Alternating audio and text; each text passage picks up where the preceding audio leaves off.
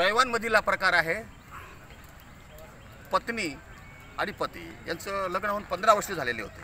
दोघं अनेक वर्ष बरोबर राहत होते। दोघांमधले शारीरिक संबंधही होते।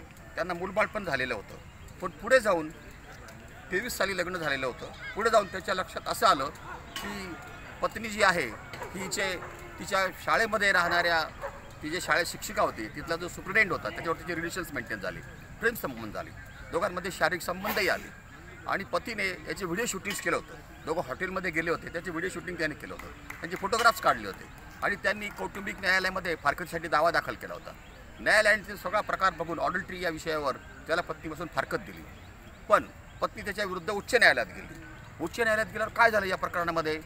हा निर्णय खूप महत्त्वपूर्ण आहे। आपण आपल्या प्रकरणामध्ये हा निर्णय वापरू शकतो।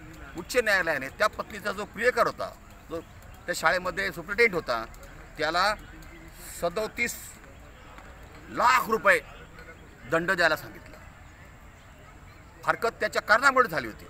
वैवाहिक संबंधामध्ये जर असं कोणी मध्ये आला असेल तर त्याच्यामुळे जर त्याचे संबंध फारकतीपर्यंत जात असेल तर त्यांनी त्याचे व्हिडिओ सादर केले होते, फोटोग्राफ सादर केले होते आणि उच्च न्यायालयाने मात्र त्याला न्याय दिला।